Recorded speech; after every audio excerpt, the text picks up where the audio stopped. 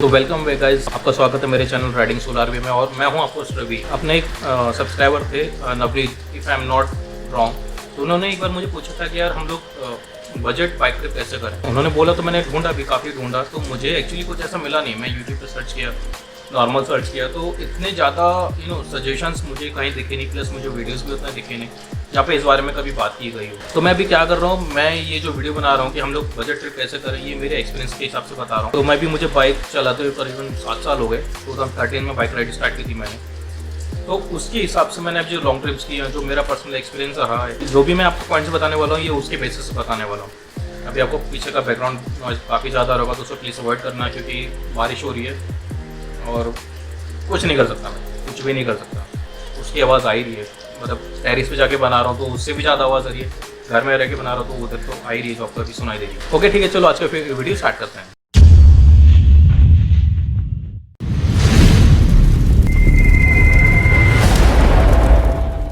अभी पहली चीज़ है फ्यूल एक्सपेंसेस। तो क्या हम फ्यूल एक्सपेंसेस कंट्रोल कर सकते हैं क्या? अगर आप अपनी बाइक चला रहे हो तो अगर वो इतना एवरेज दे रही है, वो तो दे ही रही है, आप उसको कंट्रोल कर सकते हो क्या? तो आपके दिमाग में कहीं ना कहीं थॉट आती है कि नहीं यार, वो तो मैं कुछ नहीं कर सकता, मुझे अगर मेरे को 40 का एवरेज मिला तो मुझे 40 का ही मिलने वाला है, मैं उसको कुछ नहीं कर सकता। नहीं, नो, ऐसा नहीं है। आप अपना बाइक का जो राइडिंग स्टाइल आपको इम्प्रूव कर सकते हो, ठीक है। अभी कम एवरेज मिलने के बहुत सारे रीजंस हो सकते हैं। जैसे एक हो गया रफ राइडिंग। रफ राइडिंग क्या हो गया, बहुत ही कैसे होता है ना, जब बंदा बाइक चला रहा है ना और सडनली स्पीड बढ़ा देना, सडनली ड्रॉप कर लेना, फिर भगा के लेके जाना, फिर आगे जाके स्लो करना, क्योंकि आपको पता है आगे कुछ चीज़ आई हुई है, आपको कोई ट्रक है या ब्रेकर है, तो आपको गाड़ी की स्पीड स्लो डाउन करनी है, तो आप पहले से इतना भगा के लेके जा रहे हो, वहाँ पे ब्रेक मार रहे हो, ठीक है, बहुत रफ राइडिंग कर रहे हो। तो जितनी ज़्यादा रफ राइडिंग होती है उतना ज़्यादा पेट्रोल ज़्यादा यूज़ होता है गाड़ी में, क्योंकि आप उसको इतना उस लेवल पे स्ट्रेच कर रहे हो गाड़ी को, तो एवरेज आपको उस टाइम पे भी गिरता है। अभी इसमें हार्ड ब्रेकिंग भी एक बहुत बड़ा फैक्टर है। अभी आप खुद सोचो, अगर आप गाड़ी को एक्सीलरेट कर रहे हो, जो पावर जनरेट हो रही है इंजन से, वो पेट्रोल खा रही है। जब आप उसे रो कर रहे हो, मान के चलते अगर आपका आरपीएम 7000 आरपीएम है और सडन आप ब्रेक मारते हैं और आपकी बाइक कुछ 3 या 4 हज़ार आरपीएम पे आ जाती है, तो जो 7000 से 3 या 4 हज़ार आरपीएम पे कैसे आ रही है, वो उसको कोई तो चीज़ है ना जो उसका आरपीएम को, इंजन के आरपीएम को ड्रॉप कर रही है, राइट। तो वो भी एक पावर ही है ना जो उसको कंट्रोल कर रही है। ब्रेकिंग मारे ठीक है, लेकिन वो ड्रॉप हो रही है किसी वजह से, जो ड्रॉप हो रही होगी ना, पावर सडनली इतनी ड्रॉप होती है, तो उसके लिए भी पावर यूज होती है। इसमें भी आपका बाइक का एवरेज अफेक्ट हो जाता है। अभी आपको ना एक्स्ट्रा लोड जो आप बाइक पे भरते हैं ना, वो हमेशा अवॉइड करो। बहुत बार ऐसा होता है, मेरे साथ स्टार्ट में होता था, मतलब मैं बहुत सारी सामान लेके जाता था, तो उसमें से आधे से ज़्यादा सामान मेरे को यूज़ ही नहीं होता था, ठीक है। लेकिन मैं बाद में, अरे यार मैंने ये भी लाया, लेकिन मैं यूज़ ही नहीं कर पा रहा हूँ।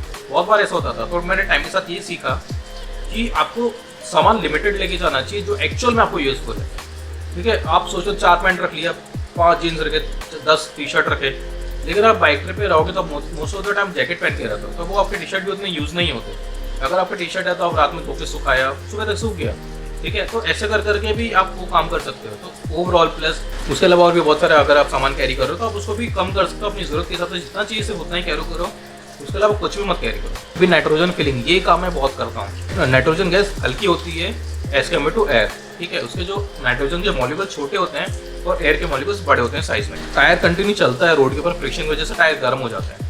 जो एयर के जो मॉलिक्यूल्स हैं ना, साइज में बढ़ते जाते हैं और एयर प्रेशर जो टायर के अंदर है वो बढ़ जाता है, ठीक है। लेकिन अपना अगर आप नाइट्रोजन भर के चल रहे हैं तो जो मॉलिक्यूल्स है ना, वो बढ़ते नहीं साइज में, उतना ही रहते हैं, और उसकी वजह से टायर ठंडा रहता है, ठीक है। और टायर ठंडा रहने की वजह से, और क्योंकि वो गैस भी लाइट वेट है, तो वो ओवरऑल बाइक का वेट भी कम हो जाता है। प्लस ये ऑब्जर्व किया गया है, आप बहुत बार देखोगे पढ़ोगे भी, कि नाइट्रोजन भरने के बाद ना बाइक थोड़ी हीटी फील होती है, प्लस उसका आपको एवरेज भी ज़्यादा अच्छा मिलता है। एयर फिल्टर क्लीनिंग बहुत इंपॉर्टेंट है। अगर आपका एयर फिल्टर क्लीन नहीं है तो आपका एवरेज ड्रास्टिकली ड्रॉप हो सकता है, क्योंकि फ्यूल बर्न होने के लिए 2 चीज़ की ज़रूरत होती है। एक तो पेट्रोल जो आप डाल रहे हो उसके अंदर, प्लस एक ऑक्सीजन आती है एयर फिल्टर के थ्रू। अगर आपको एयर आ ही नहीं रही है तो मोस्ट ऑफ द टाइम का पेट्रोल ही चल रहा है, और सिर्फ पेट्रोल चल रहा है, इसकी पावर उतनी जनरेट नहीं हो पाएगी, क्योंकि वो एक मिक्सचर जो ऑप्टिमाइज वे में काम कर रहा है, तो वो अभी इसको मिल ही नहीं रहा है इंजन को पावर जनरेट करने के लिए। तो ये केस में भी आपका एवरेज ड्रॉप हो जाता है। तो इस तरह के पॉइंट्स अगर आप ध्यान में रखोगे ना, तो इवन एक्सपेंसेस भी एक, मतलब ऐसे बहुत ग्रेट लेवल पे तो नहीं, लेकिन बहुत अच्छे आप कंट्रोल कर सकते हो। प्लस आपका राइडिंग स्टाइल भी इंप्रूव हो जाएगा इसके साथ। फूड एंड स्टे का क्या कर सकते हैं? खाना तो भाई खाना ही पड़ेगा, ट्रिप पे जा रहे हैं, और अगर रात को रुकना भी पड़ेगा, तो उसका तो अपने पास कोई ऑल्टरनेट है नहीं। तो फूड में क्या कर सकते हो आप ना, कभी भी ट्रिप पे जाओ ना, कभी भी हल्का खाना खाओ, कोई ऐसा हैवी फूड ना खाओ जिससे क्योंकि जैसे जितना आप हेवी खाते हो ना, उस खाने का नशा होता है और आपको टाइम के साथ ना फिर नींद आने लगती है। और जो कि अगर आप बाइक ट्रिप करो तो बहुत रिस्की है, मतलब वो तो आपको कभी नहीं करना चाहिए। तो हल्का खाना खाना, मैं जैसे क्या करता हूँ, मैं कुछ प्रोटीन बार्स यहाँ साथ में कैरी करता हूँ, चॉकलेट कुछ कैरी करता हूँ, ड्राई फ्रूट्स कैरी करता हूँ मैं अपने साथ में। तो और मैं सिर्फ यही खाता हूँ, मैं मतलब खाना बहुत कम खाता हूँ और लिमिटेड खाता हूँ। अगर मुझे जमता है ना, पॉसिबल होता है, तो मैं मोस्टली ना फ्रूट्स ज़्यादा लेता हूँ, जैसे जूस हो गया या कोई फल खाने लग गया। क्योंकि हम स्पीति की ट्रिप कर रहे हैं तो मोस्ट ऑफ द टाइम हम केले ही खाते थे सुबह के टाइम, क्योंकि फ्रूट्स अच्छे भी रहते हैं प्लस वो आपको कॉस्ट इफेक्टिव भी रहते हैं। तो आप उस तरह से आप उस चीज़ को मैनेज कर सकते हैं। अगर आप ग्रुप राइड कर रहे हैं तो आप कुछ भी आइटम मंगाओ खाने पीने का, तो उसका जो एक्सपेंसेस होते हैं वो इक्वली डिवाइड हो जाते हैं सब लोगों के बीच में। तो ओवरऑल जो ग्रुप में एक्सपेंसेस होते हैं वो कम हो जाते हैं as compare to solo ride. अभी स्टे का क्या करोगे यार, स्टे तो मतलब करना ही पड़ेगा। आप दिन में जा रहे हो और रात हो गया, आपको रुकना ही पड़ेगा, ठीक है। तो आप क्या कर सकते हो ना, ऑनलाइन चेक करो, 3-4 ऐप इंस्टॉल करके रखो, तो चेक करो कि यहाँ के आसपास का कौन सा होटल है जो सस्ता है प्लस अच्छा भी है, ठीक ठाक है, ठीक है। तो आप उसके सबसे फाइनल करो, ठीक है। कुछ लोग धर्मशाला में रहना प्रेफर करते हैं, वो भी एक अच्छा कॉस्ट इफेक्टिव वे है। प्लस कुछ लोग गुरुद्वारे में भी रुकते हैं, मैं गुरुद्वारे में रुका था जब मैं स्पीति गया था। अभी इसके अलावा हॉस्टल भी एक ऑप्शन है, तो hostelworld.com करके एक वेबसाइट है, उनका शायद ऐप भी आता है, तो आप उसको भी यूज़ कर सकते हो। उसमें भी मतलब बहुत सारे सस्ते चीप मिल जाते हैं ऑप्शन आपको स्टे करने के। लेकिन अगर आप कैंप पे भी आपके साथ लेके चल रहे हो, आप कैंपेन करते हो, तो ऑब्वियसली मतलब आपका तो सारे खर्चे बच गए। तो कैंप जो आता है, वो टेंट जो आते हैं कैंपिंग करने के लिए, वो कुछ 1000-2000 में आ जाते हैं, और वो आप यूज़ कर सकते हो अपने साथ। प्लस आप अपने साथ थोड़ा बहुत खाने पीने का सामान भी लेके जा सकते हो, जैसे स्टोव हो गया या फिर बनाने की मैगी हो गया, ये सब हो गया।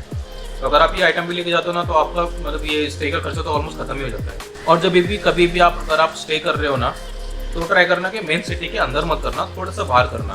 क्योंकि ऐसा होता है जब सिटी के अंदर जाते हैं ना, तो वहाँ पे जो रेट है ना, वो सिटी के हिसाब से लगाए जाते हैं, ठीक है। तो यूजुअली अगर सेम क्वालिटी का रूम सिटी के जस्ट बाहर या आउटस्कर्ट एरिया में 500 रुपये का मिलता है, वही रूम आपको 700-800 का अंदर मिलेगा। और आपको क्या करना है, अगर मान लो आपको सिटी घूमनी है, तो आप जो आपने रूम बाहर लिया सिटी के बाहर, उसमें आप सुबह उठो, जल्दी उठो, और वो डिस्टेंस आप कवर कर लो बाइक राइड करके, उतना 10-15 किलोमीटर जितना भी होगा, और आप घूम के फिर से आके यहाँ पे रुक जाओ या फिर निकल जाओ उधर से उधर ही। तो आप चेकआउट जल्दी कर लो। तो आपके पास ऑप्शंस तो बहुत सारे होते हैं ये करने के लिए। और ऑब्वियसली अगर आप होटल बुकिंग कर रहे हैं ना, ये सब कर रहे हैं ना, तो मतलब लास्ट मिनट में मत करना। कभी कभी कैसा लास्ट मिनट में बुक करने पे ना थोड़ा एक्सपेंसिव मिल जाता है। तो अगर आप पहले से आपको पता है कि यार आप इस टाइम तक वहाँ पे पहुँच जाओगे, तो ट्राई करो कि प्री बुकिंग करने का। प्री बुकिंग में आपको वो चीज़ें ना थोड़ी सस्ती पड़ जाती हैं। और मेरा दूसरा एक्सपीरियंस ये बोलता है कि आपको स्टेट हाईवेज़ नहीं लेने चाहिए। देखो, नेशनल हाईवेज़ और स्टेट हाईवेज़ में फ़र्क होता है। नेशनल हाईवेज़ सिटी के बाहर से जाते हैं और स्टेट हाईवेज़ सिटी के अंदर से जाते हैं। तो बहुत बार कहता है अगर हम सिटी के अंदर के स्टेट हाईवेज़ पकड़ते हैं ना, तो कभी वो जो रोड है बहुत ख़तरनाक भी हो जाते हैं। कभी कभी रोड अच्छे नहीं रहते अंदर अगर आप जा रहे हो। कभी वो एक ऑफ रोड निकल गया कहीं तो, या फिर कोई एक ऐसा सुनसान एरिया निकल गया यहाँ पे बहुत ज़्यादा रिस्क इन्वॉल्व है।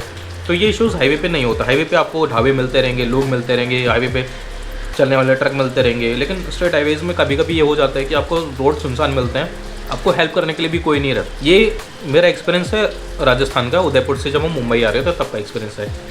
तो हम लोग ने राइड स्टार्ट की थी शाम को 7-8 बजे, और हम लोग राजस्थान क्रॉस करने वाले थे, लेकिन बीच में हमें एक शॉर्टकट दिखा जो गूगल मैप बता रहा था। गूगल मैप अगर आपने नोटिस किया हो या आप पहले से फॉलो करते हो, तो पहले उसमें कार मोड होता था, बाइक मोड नहीं था। लेकिन अभी कुछ टाइम से उसके अंदर बाइक का मोड भी आया है। तो बाइक मोड क्या होता है, वो बाइक का एक रूट दिखाता है जो मेन ट्रैफिक को बाईपास कर देगा, लेकिन अंदर से निकाल देगा।